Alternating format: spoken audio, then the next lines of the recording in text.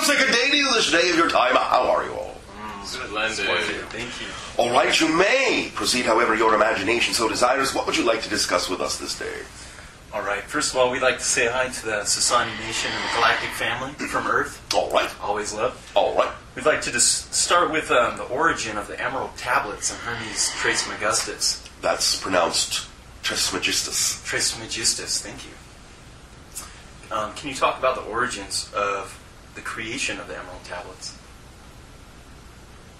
It is a combination between what you would recognize as extraterrestrial technology in concert with what you would recognize in ancient times as the educated priesthood working together, accessing information through astral travels in order to understand how to construct and apply the devices, which were fundamentally informational storage crystals. Thus, they were always having at hand what you would recognize in your modern age as downloadable information that they could extract and apply at their fingertips to guide them in a variety of ways, and it contained information on a variety of disciplines that would allow them to build societies in a way that would be in most alignment and most helpful for their culture. You follow? Yes, so the Emerald Tablets is the origin of many religions and cultures. Well, it has been interpreted through the filter of different religions and cultures, but that's not the origin.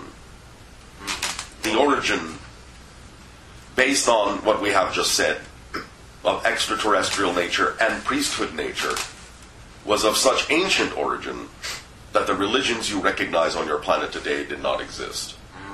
Even some of the more ancient ones did not yet exist. Wow. And would you say Hermes was one of the ones of the initial blueprint and the scaffold for this project? It is a somewhat symbolic representation of a collective of Anunnaki beings. Okay. You follow that understanding? Yes. Okay. So we would say Thoth and Hermes were intertwined with the Anunnaki. Yes. The passageway is under Egypt, as above, so below. So we have a superficial diagram of the stars on top of Egypt. Yes. And how about the constellations that mirror under the ground in Egypt to the Hall of Records, per se? The idea of the connections in the underground tunnels simply mirror the connections between those stars that are symbolically represented on the surface. In other words, the way you draw lines to create constellations, these things also exist symbolically underground as tunnels connecting the different edifices in a similar fashion. Okay, very cool. Because they are representative of the energy relationships between the stellar formations that the edifices symbolize. Does that make sense? Yes. They are also sometimes representative of actual, well, to put it in your ancient language, trade routes. Interesting. Trade routes? Yes. To other planets? Yes. Wow, okay. So, portals. Okay. Well, trade routes. Trade routes. Not portals, trade routes. In other words, some of the tunnels and the way they connect underground to these edifices are representative of the relations that exist between different star systems. Yes. And the interaction that may occur between them. Wow, so Sirius, Orion. Yes. And it's okay.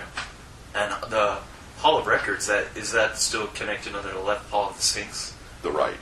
The right paw of the Sphinx, okay. Very interesting.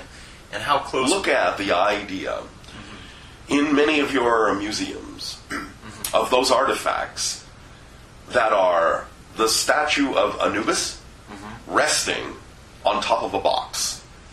Then you will have an exact understanding of the Sphinx and the chamber beneath, because the Sphinx originally was a carving of Anubis. Wow, awesome. So there's this famous guy Graham Hancock, who's done a lot of work in Egypt. Yes. They think it goes back to the time of Leo, but it doesn't leave a marker for the lion. It goes back to Anubis, so that's not a marker. It's an indication of the actual time frame and the original form of the statue. 10,500 years. Yes. BC? Okay. Well, that in the DNA code in the three ancient languages of Aramaic and Hebrew and one other, that there's actually a signature. Sumerian. There's actually a signature in our DNA. Yes. That says God within everything eternal. Yes. So, and that's a legitimate signature by the Anunnaki. Well, it's not by the Anunnaki. It simply exists within the idea of your DNA, because DNA is the first physical representation of your beingness in physical reality as a projection, and therefore it must align with the natural alignment of the natural energy streams of existence itself.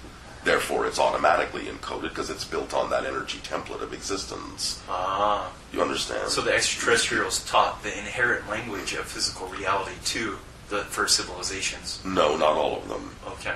In fact, some of them are responsible for making sure that those markers were switched off. I see. This is the interpretation of your biblical phrase.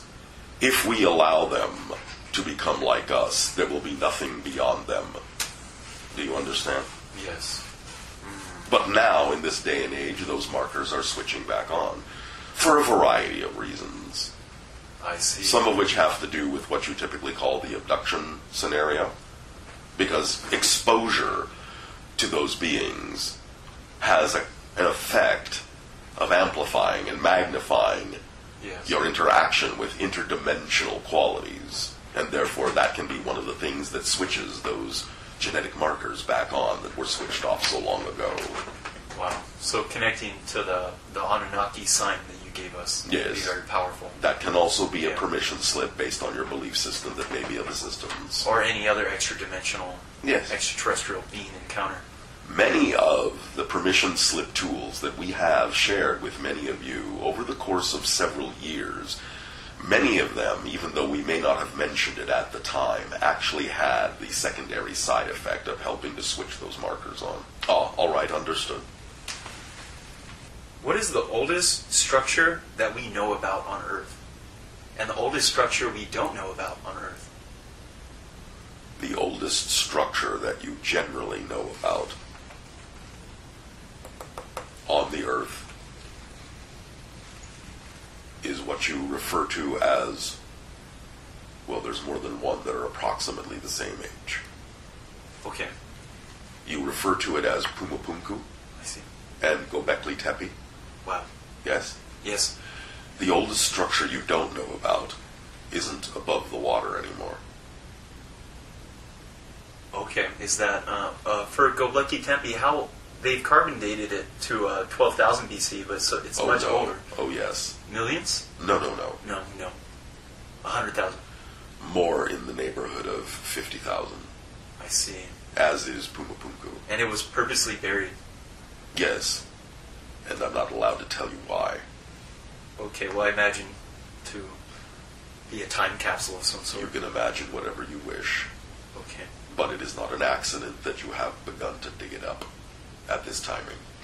Tell me that